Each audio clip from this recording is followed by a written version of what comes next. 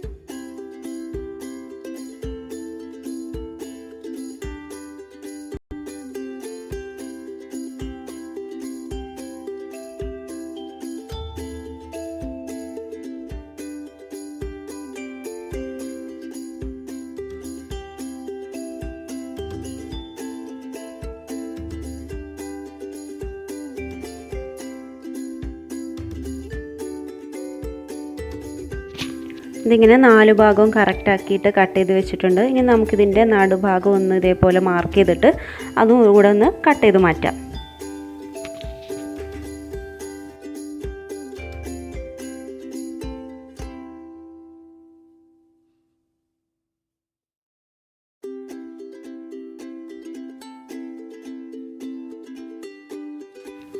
ഇനി നമുക്ക് ഈ കട്ട് ചെയ്ത 2 ഭാഗം കൂടെ ഇതുപോലെ ഒന്ന് ജോയിൻ്റ് ആക്കി വെക്കണം. നമുക്കവിടെ ഒന്ന് തയ്ച്ചു കൊടുക്കാൻ വേണ്ടിയിട്ടാണ് ഇതിൻ്റെ താഴ്ഭാഗം. രണ്ടും കൂടെ ഈ ഒരു ഷേപ്പിൽ വരുന്ന വിധത്തിൽ ഒന്ന് വെച്ച് കൊടുത്തിട്ട് ഇതിൻ്റെ ഈ ഒരു ഭാഗം കണ്ടില്ലേ, ഈ ഒരു ഭാഗത്ത് നമുക്കൊരു സ്റ്റിച്ച് ഇട്ട് കൊടുക്കാം.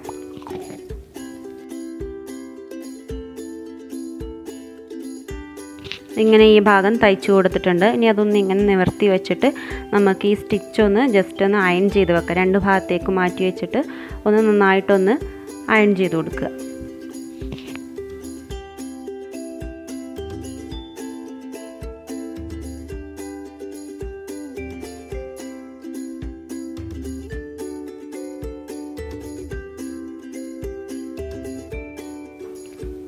ഇങ്ങനെ നന്നായിട്ടൊന്ന് അയൺ ചെയ്ത് വെച്ചിട്ടുണ്ട്. ഇനി അടുത്ത സ്റ്റെപ്പ് എന്താണെന്ന് വെച്ചാൽ ഈ ഒരു ഭാഗത്ത് നിന്ന് നമുക്ക് 3 സെൻറ്റിമീറ്റർ വീതം അളവെടുത്തിട്ട് ഒന്ന് മാർക്ക് ചെയ്ത് വെക്കുക.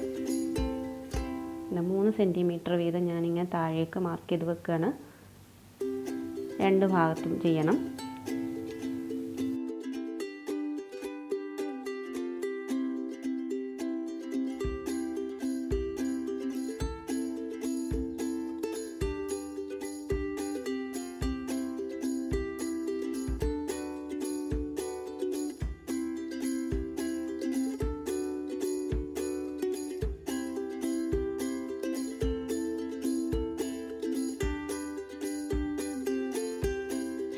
ഇനി മാർക്ക് ചെയ്ത പോയിൻറ്റ്സൊക്കെ ഒന്ന് കൂട്ടി യോജിപ്പിച്ചൊരു ലൈനാക്കിയിട്ട് വരച്ചു കൊടുക്കാം.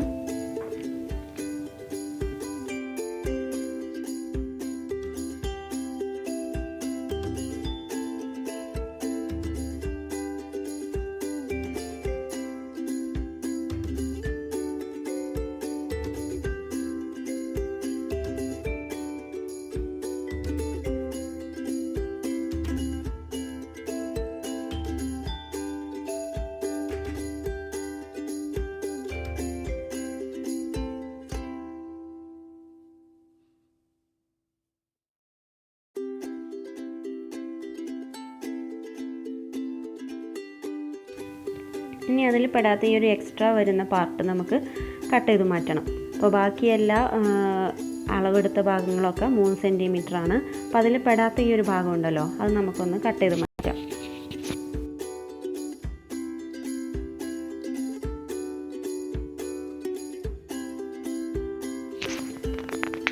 ഇനി ഈ ഭാഗം പുറത്തേക്ക് വരുന്ന രീതിയിൽ ഇതുപോലെ ഒന്ന് മടക്കി വെച്ചിട്ട് ഇവിടെ ഒന്ന് നമുക്ക് തയ്ച്ചു കൊടുക്കണം.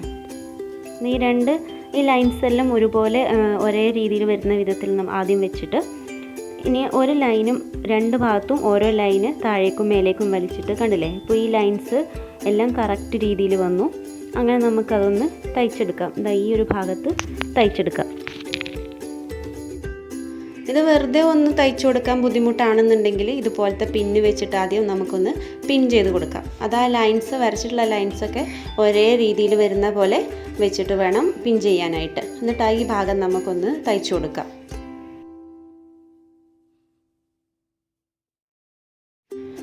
ഇങ്ങനെ തയ്ച്ചിട്ട് കണ്ടോ, ഇപ്പോൾ റൗണ്ട് ഷേപ്പിൽ കിട്ടിയിട്ടുണ്ട്. നമുക്ക് ഇതിൻ്റെ ഈ ഒരു സ്റ്റിച്ചും കൂടെ 2 ഭാഗത്തേക്കും ആയിട്ട് അയൺ ചെയ്ത് കൊടുക്കാം.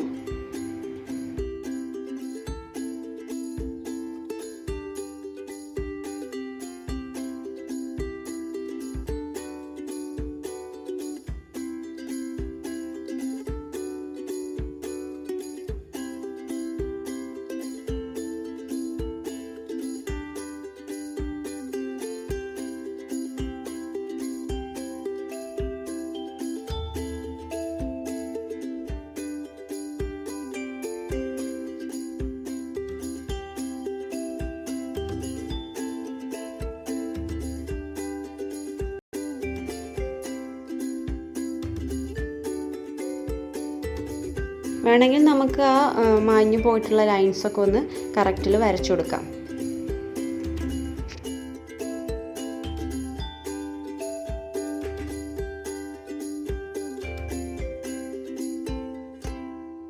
ഇനി നമ്മൾ ചെയ്യുന്നത് ഈ ലൈൻസിൽ വെച്ചിട്ട് കട്ട് ചെയ്യാൻ പോവുകയാണ്.